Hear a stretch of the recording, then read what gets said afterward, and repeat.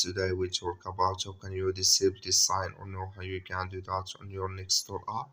So all you have to do in the first, you just go above your photo profile, click on it here.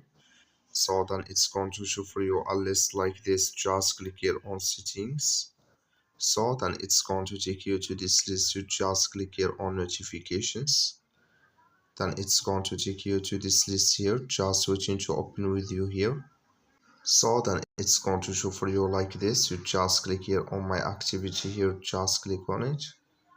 Then it's going to take you to this list. You just scrolling down here.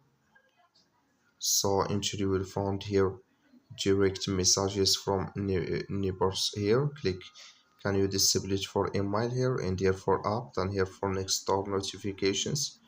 Just click on it. Like you see color it's gone, that means it's disabled with us now. That's all you have to do. That's all. Thank you for watching. Don't forget to support us by liking and subscribe.